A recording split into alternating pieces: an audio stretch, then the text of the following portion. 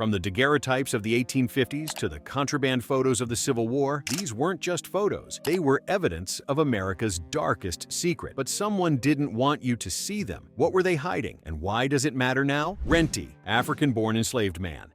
The year was 1850, and in a photography studio in Columbia, South Carolina, something deeply disturbing was taking place. An elderly African-born enslaved man named Renty, approximately 75 years old, was being stripped naked and photographed, not for any humanitarian purpose, but to advance the pseudoscientific theories of a Harvard professor named Louis Agassiz. Renty's story begins decades earlier, around 1775, in the Congo Basin of Central Africa. Born into a world rich with diverse ethnic groups and complex social structures, he was captured by slave traders during regional conflicts and transported across the Atlantic in what would become known as the Middle Passage, a horrific voyage marked by disease, overcrowding, and mortality rates that defy comprehension. He arrived in New Orleans around 1800 aboard a Spanish slave ship, part of the illicit trade that persisted even after the 1808 U.S. ban on importing enslaved Africans. Purchased by Colonel Thomas Taylor and later owned by his son Benjamin Franklin Taylor, Renty labored on the Edge Hill cotton plantation in Columbia, South Carolina. Despite laws that made education a punishable offense for enslaved people, Renty demonstrated remarkable determination. Using a Webster's Blueback speller, he taught himself to read and shared this knowledge with others, an act of resistance that could have cost him his life. But it was in March 1850 that Renty would become part of one of the most controversial photographic projects in American history. Louis Agassiz, a Swiss-born naturalist who had immigrated to the United States in 1846, sought to document supposed racial differences to support polygenism, the now discredited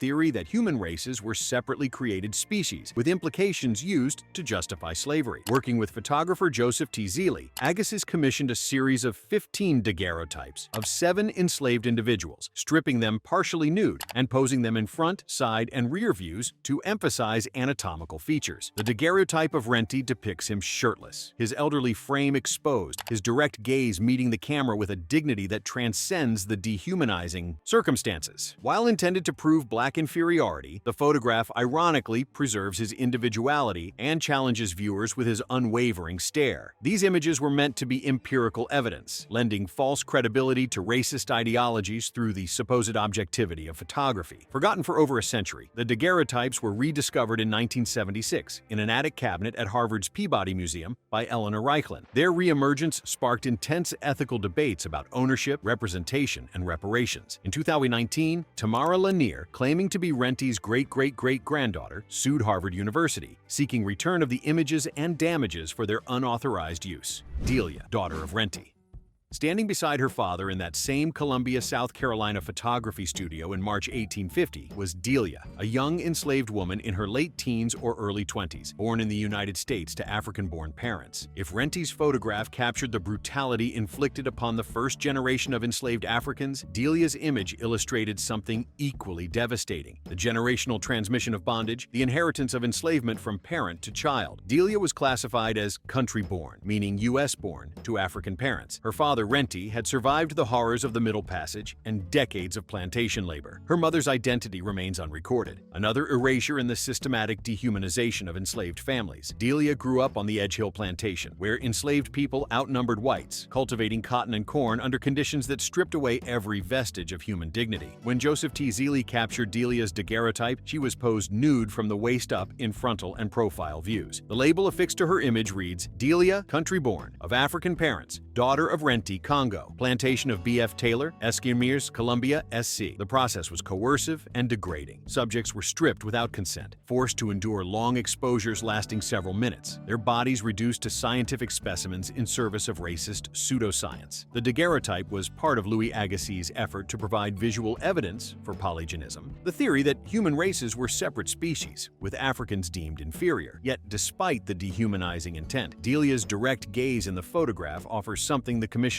never intended: a glimpse of individual dignity, a silent resistance against the objectification, a humanity that refused to be extinguished. For Delia, this photograph illustrated the cruel reality of inherited enslavement. Under laws like the 1662 Virginia Statute, children born to enslaved mothers were automatically enslaved, perpetuating bondage across generations. Plantation records, including probate inventories, confirmed Delia as Renty's daughter. Appearing alongside him in 1850, daguerreotypes, and a 1852 inventory. She had at least one sibling, a brother named Renty Thompson, born around 1850, who was sold to another owner in 1860, exemplifying the frequent family disruptions that characterized slavery. Parents separated from children, siblings torn apart, families fractured by the slave market's brutal economics. After the Civil War, Delia likely adopted the surname Taylor, as many freed people did to reclaim identity, but her life fades from records after 1852 inventories. Descendants, including Tamara Lanier, have pieced together her lineage through oral histories, Ancestry.com research, and genealogists, fighting to ensure Delia's humanity is remembered. Isaac Jefferson, blacksmith. The daguerreotype taken around 1845 in Petersburg, Virginia, presents us with a strikingly different narrative, not of a person still in bondage, but of a formerly enslaved man named Isaac Granger Jefferson, seated in formal attire with a dignified expression, holding a hat, his approximately 70-year-old face bearing witness to 7 decades of American history. Born in December 1775 at Monticello, Thomas Jefferson's Virginia plantation, Isaac was the son of Great George, who would become Monticello's only enslaved overseer, and Ursula Granger, a skilled domestic servant. As a child, Isaac witnessed pivotal moments of the American Revolution. He accompanied the Jefferson family during Thomas Jefferson's governorship and observed Benedict Arnold's 1781 raid on Richmond, later describing it as seeming like the Day of Judgment. But Isaac's story is defined by more than proximity to a founding father. As a young man, he was apprenticed in Philadelphia to learn tinsmithing, and upon returning to Monticello, he became an accomplished blacksmith and nailer. In 1796, he demonstrated exceptional skill by forging 507 pounds of nails in 47 days with minimal waste, yielding Thomas Jefferson the highest daily profit of about 85 cents, a testament to his expertise that simultaneously underscored the economic exploitation at slavery's core. Around 1796, Isaac married a woman named Iris, and they had children including sons Joyce and Squire and daughter Maria. But the fragility of enslaved family bonds became devastatingly clear. In 1797, Thomas Jefferson transferred Isaac and his family to his daughter Maria and son-in-law John Wales Epps as a wedding gift. In 1818, Maria was sold to overseer Edmund Bacon for $500, fracturing the family as was tragically common under slavery. Isaac left Albemarle County around 1822, gaining freedom through means that remain unknown to historians. By 1824, he met Marquis de Lafayette in Richmond as a free man, and he settled in Petersburg, Virginia, where he operated a blacksmith shop. It was in Petersburg that the daguerreotype was taken, likely by pioneering photographer John Plum Jr., capturing Isaac in his retirement years. What makes Isaac's story particularly remarkable is his 1847 memoir. At age 72, he dictated his recollections to Reverend Charles Campbell, titled Life of Isaac Jefferson of Petersburg, Virginia Blacksmith. Rediscovered and published in 1951 as Memoirs of a Monticello Slave, the 20-page manuscript provides rare first-hand details about daily life at Monticello, Thomas Jefferson's routines, and the enslaved community's experiences. In his memoirs, Isaac describes witnessing whippings, noting more whippings than fingers and toes, while also detailing cultural practices like consulting a black healer when his family fell ill, showing how African heritage persisted despite slavery's attempts at cultural erasure. 5 generations on Smith's plantation. In April 1862, in Beaufort, South Carolina, photographer Timothy H. O'Sullivan captured what would become one of the earliest and largest group portraits of formerly enslaved African Americans, a gathering of over 100 people representing 5 generations of a family, all born on the same plantation. The scene unfolds in front of simple wooden slave quarters on J.J. Smith's cotton plantation, shortly after Union forces had liberated the area following the Battle of Port Royal in November 1861. When Confederate planters fled inland, they abandoned approximately 10,000 enslaved people, who were declared contraband of war by Union forces and began the uncertain transition from bondage to freedom. The photograph shows the assembled group arranged in rows, adults standing or seated, children in the foreground, many dressed in simple clothing like dresses, hats, and shirts. A central seated man grasps his wrist in a gesture that scholars have interpreted as self-possession, while others hold children or umbrellas, their varied poses creating an image of community amid hardship. Trees and modest frame houses with gabled roofs and chimneys frame the scene, emphasizing the rural plantation setting that had been home to generations. What makes this image particularly significant is what it reveals about family bonds under slavery. The presence of 5 generations, implying an ancestral lineage dating back to at least the early 1800s, before the 1808 ban on the international slave trade. The photograph was originally created as a stereograph using the wet plate collodion process, a technique involving glass negatives coated with a light-sensitive emulsion made from gun cotton derived derived from cotton waste. The irony is profound. The very cotton cultivated by enslaved laborers on plantations like Smith's provided the raw materials for the photographic chemistry used to document their lives. O'Sullivan, born around 1840 and apprenticed under renowned photographer Matthew Brady, arrived in Port Royal as part of a broader effort to visually record the Union's Southern campaigns. The image was exhibited in 1863 at Alexander Gardner's Gallery in Washington, D.C., where it served to inform Northern views on emancipation, providing visual evidence of Black families' resilience and potential for freedom. Yet the photograph also reflects the power dynamics of its creation. The subjects were posed under white photographers' direction, serving as evidence for humanitarian assessments rather than personal portraits. Omar ibn Said, enslaved scholar.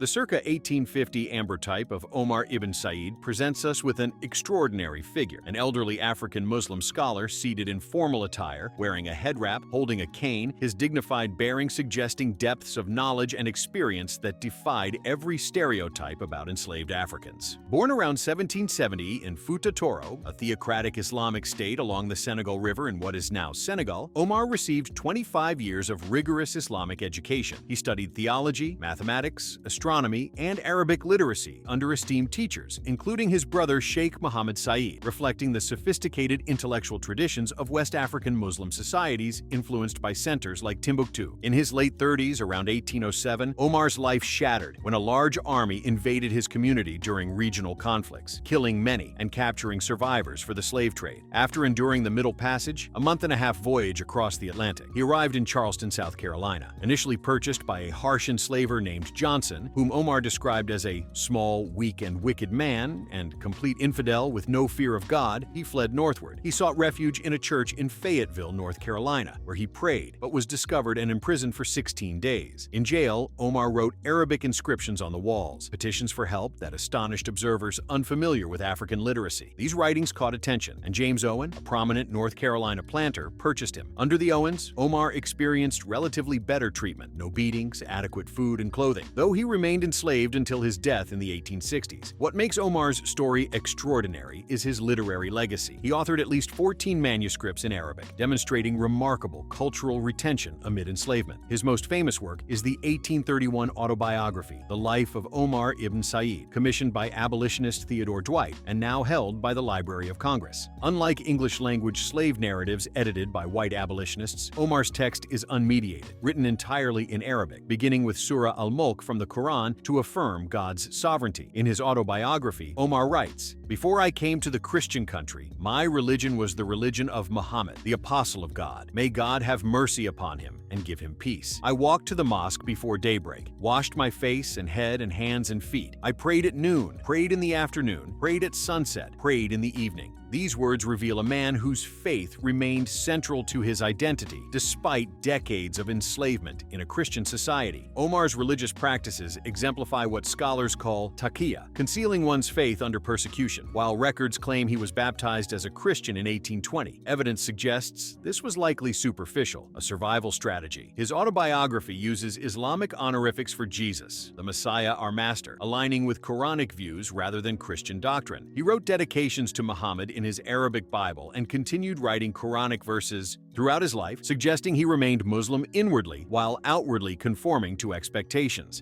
Sweet potato planting on Hopkinson's plantation.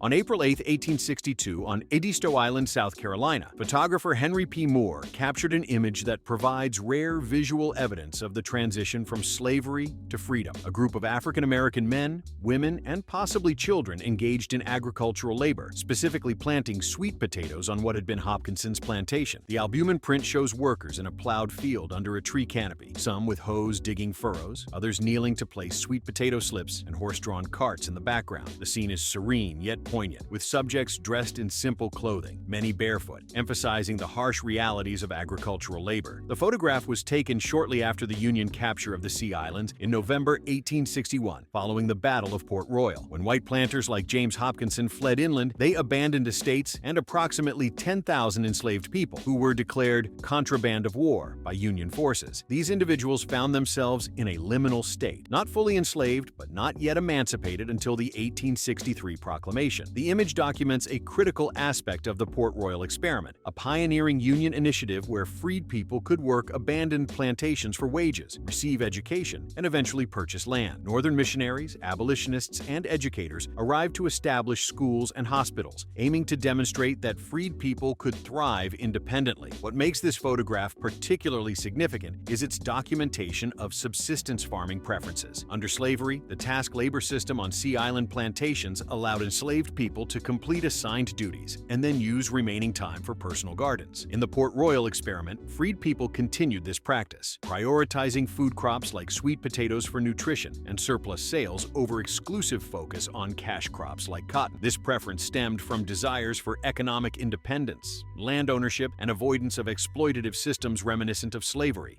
Sweet potatoes, resilient and nutritious, symbolize this shift. Easy to grow in the region's climate and integral to Gullah Geechee diets, influenced by African traditions. Conflicts arose as freed people interpreted free labor as control over their production, while Northern reformers pushed market-oriented cotton agriculture. Henry P. Moore, a New Hampshire photographer who accompanied the 3rd New Hampshire Regiment to South Carolina in 1862, sought commercial opportunities by documenting soldiers, sailors, and local scenes. His work on Edisto Island captured the dignity of labor in a region transformed by conflict, though his photographs sometimes reflected paternalistic views of the era. Union withdrawal from Edisto in June 1862 to support other campaigns disrupted the Port Royal experiment's efforts, forcing many to relocate to nearby islands. 2 unidentified escaped slaves, contrabands.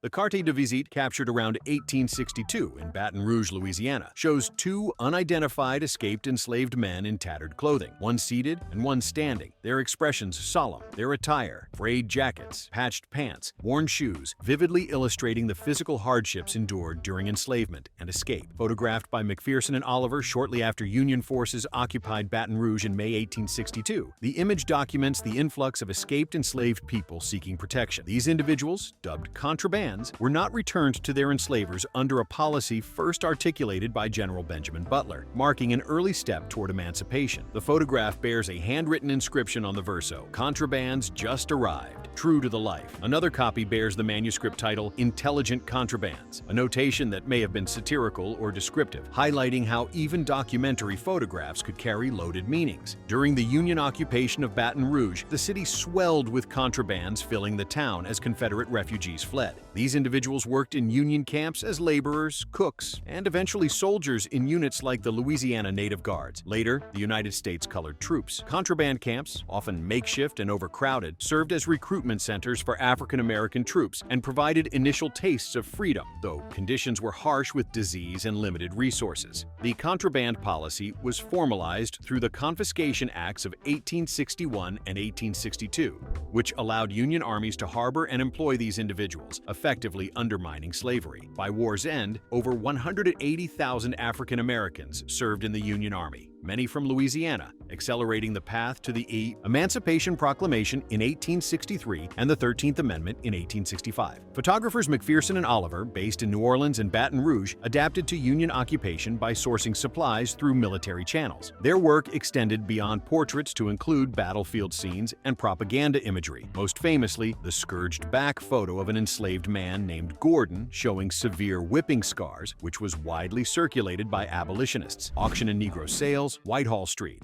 The photograph captured by George N. Barnard in 1864 during the Union occupation of Atlanta, Georgia, shows a weathered building at 8 Whitehall Street with a prominent sign reading Auction and Negro Sales. The sign, attached to F. Goedebrook's store selling china and queensware, advertises the grim business that once thrived there, the buying and selling of human beings. In the foreground, a solitary Union soldier sits, rifle propped nearby, possibly reading, a detail historians interpret as symbolic of newfound literacy and freedom for African Americans post-emancipation. The soldier is likely a member of the United States Colored Troops, and his presence at this site represents a profound irony. A black man in Union uniform guarding a place where enslaved people were once auctioned like livestock. The photograph was taken during General William T. Sherman's Atlanta campaign, which lasted from May to September 1864. After intense fighting, Union forces captured the city, and Sherman occupied Atlanta for over 2 months before his infamous march to the sea. During this occupation, Barnard, appointed as official photographer for Sherman's military division of the Mississippi, documented the city's landscapes, fortifications, and social scenes. Atlanta had been a key railroad and manufacturing hub for the Confederacy, but it also thrived on slavery. Slave auctions generated city revenue through a $2 tax levied on each sale. The building at 8 Whitehall Street housed the office for Crawford, Fraser & Co., an auction firm that dealt in slaves among other goods. Prominent auction sites included the area now occupied by the 5 Points MARTA station, where over 300 auctions are estimated to have occurred. One of the most infamous events in Georgia's history was the Weeping Time in 1859,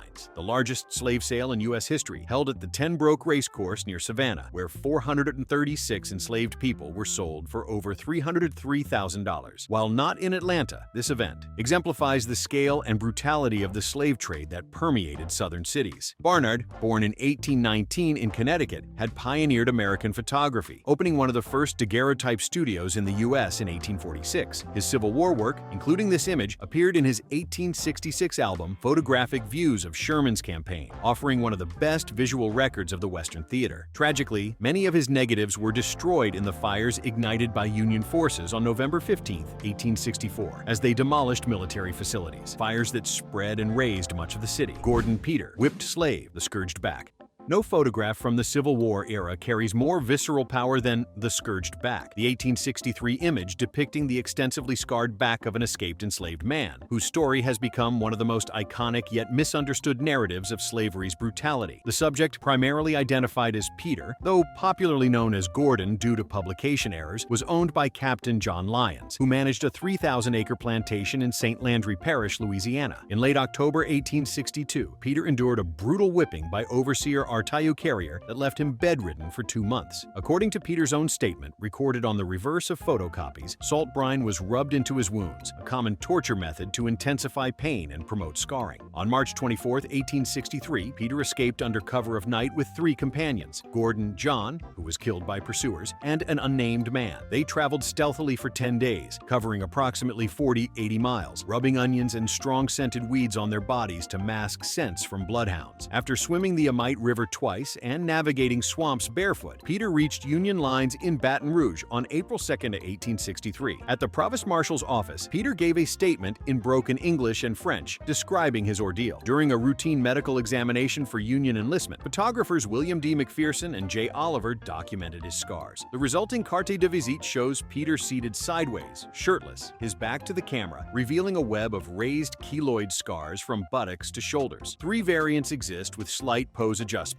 suggesting multiple takes to maximize the image's impact. Union surgeons like Samuel K. Towle and J.W. Mercer attested to the scars' authenticity, noting similar injuries were common among examined contrabands. The photograph was distributed widely in northern cities, duplicated by printers such as Matthew Brady, and sold to fund abolitionist causes. On July 4, 1863, Harper's Weekly published a wood engraving in A Typical Negro, reaching a massive audience. The article declared the image a wordless indictment of slavery, and abolitionists like Theodore Tilton urged its multiplication by 100,000 copies. It featured in Fanny Ann Kemble's 1863 memoir and was decried as fabricated by pro-slavery copperheads, prompting defenses from Union witnesses. The photograph's historical significance is immense. It humanized enslaved people, countered dehumanizing narratives, and boosted black enlistment in the Union Army. Historians note its role in before and after emancipation stories, though it relied on white intermediaries rather than amplifying black voices directly. There's been significant confusion about Peter's identity. For over 150 years, the subject was conflated with another escaped slave named Gordon, who fled with him. Harper's Weekly's 1863 article created a fictional composite character by combining Peter's scarred back with Gordon's arrival photo and an unrelated uniformed soldier, adding embellishments for dramatic effect. Scholars like David Silkenat have since clarified the distinction through primary sources. In September 2025, The Scourge scourged back became embroiled in contemporary politics. Reports emerged that the Trump administration ordered its removal from national parks like Fort Pulaski National Monument, citing a push against divisive content. This sparked outrage from historians and activists viewing it as whitewashing history, with Louisiana representatives like Representative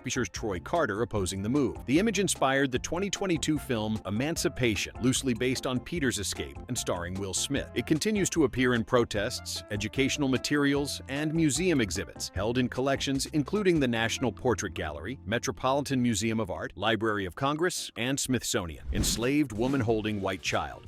The ruby ambrotype from around 1855 depicts an unidentified enslaved African-American woman serving as a nursemaid to a white child. The hand-colored photograph on red-tinted glass shows a seated woman in simple attire, holding a white infant on her lap, her face partially obscured in the composition to emphasize the child. This sixth plate image, measuring approximately 2.75–3.25 inches and housed in a decorative case with velvet lining, includes hand-tinted elements like pink cheeks and gold jewelry, typical of mid-19th century portraiture. The woman's posture and gaze reflect the power dynamics of the era, where enslaved subjects were posed to serve white narratives. The photograph originated from Arkansas's Delta region, based on estate sale notes, likely from towns like Helena, West Memphis, or Pine Bluff. Arkansas, admitted as a slave state in 1836, saw rapid growth in enslaved labor for cotton production, where families faced constant threats of auctions that fractured black kinship networks. The image exemplifies what scholars call chattel Madonna imagery, photographs that romanticized exploitation by portraying enslaved women as devoted caregivers to white children while masking the coercive realities of their lives. Enslaved women in domestic roles occupied a higher status relative to field laborers, yet this was illusory, marked by constant surveillance, emotional demands, and separation from their own kin.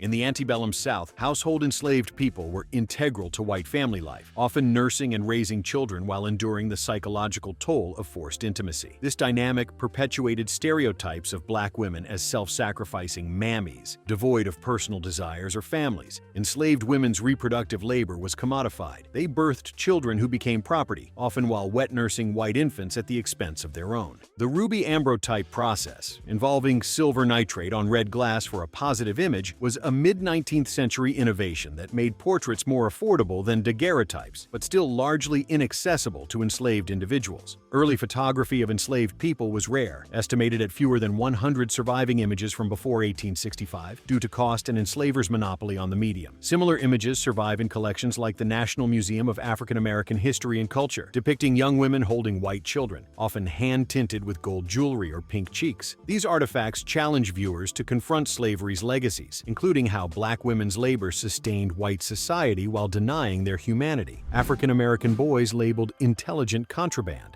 Captured around 1863 in Baton Rouge, Louisiana, the photograph labeled Intelligent Contraband depicts two young escaped African-American boys who sought refuge with Union forces during the Civil War. The carte de visite shows the figures in ragged clothing, one barefoot, posed in a makeshift studio with a hanging sheet backdrop and bare ground. By labeling the boys intelligent, the photo directly countered 19th century racist tropes portraying African-Americans as inherently inferior, showcasing their resilience and strategic pursuit of freedom. The manuscript title may have been added satirically or descriptively by period viewers, but it underscores the subject's awareness and determination in navigating perilous escapes. Photographers William D. McPherson and Oliver, operating in occupied Louisiana, captured this as part of a series documenting escaped slaves. During the Union occupation of Baton Rouge starting in 1862, thousands of enslaved people fled to federal lines, where they were deemed contraband of war under General Benjamin Butler's policy. The photograph illustrates how such individuals contributed to Union efforts through labor and eventual enlistment, challenging Southern justifications for slavery. It parallels famous images like the scourged back by the same photographers, which exposed physical abuses. Some sources describe the subjects as young men rather than boys, reflecting period-specific language ambiguities that often infantilized African-American males. Their identities remain anonymous, but the image captures both the physical toll of enslavement and flight, ragged attire symbolizing hardship, yet composed poses conveying dignity dignity. An adjacent image in historical collections shows a 12-year-old boy who traveled 600 miles through swamps to fight for freedom, reinforcing themes of endurance and purpose. During the Civil War, such photographs were disseminated as cartes de visite to influence public opinion and support recruitment into the United States colored troops, where by late 1863, over 37,000 African Americans had enlisted. Click on one of the cards on your screen to see more videos like this.